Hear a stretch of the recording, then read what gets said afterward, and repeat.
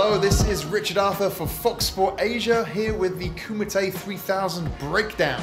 Kumite 3000 President John Nutt has just announced that Malaysia will be invited as one of the inaugural members of Kumite 3000 in 2019.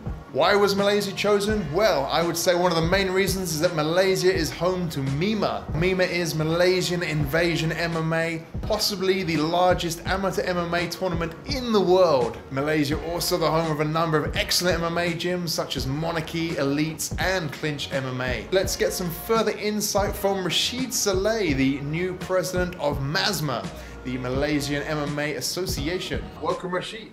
Hi, Richard. How are you? Fantastic. Thank you very much for having us. So you've obviously been involved in the MMA scene in Malaysia for a number of years now. You are the new president of the MMA Alliance. How's that going?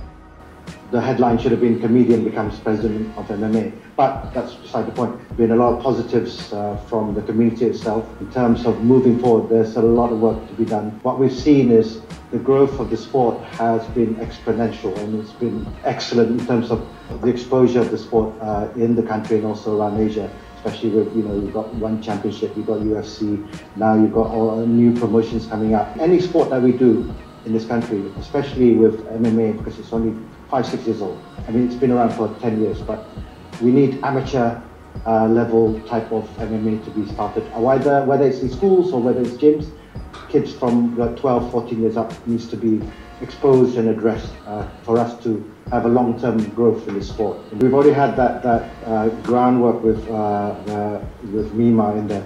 Of course, I'm not going to forget all the other promotions like Ultimate Beatdown. There's My Fight Fest. There's also the Origin Fighting Championship. That's been around for a long time, and they've helped promote the sport from a long time ago. MIMMA was special because it promoted amateur MMA, and with Kumite 3000 coming in, this is also another platform for Malaysian amateur fighters to be able to taste what it's like to fight in the international arena from their home, and that will gain them valuable experience. We are glad to be able to sanction it as well.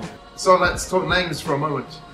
John Nutt has announced that Kumite 3000 will be Pro-Am, meaning there are opportunities for professional and amateur fighters, of which Malaysia has a plethora. So do you have any possible names of fighters that you think the Malaysian team might put forward to represent the country?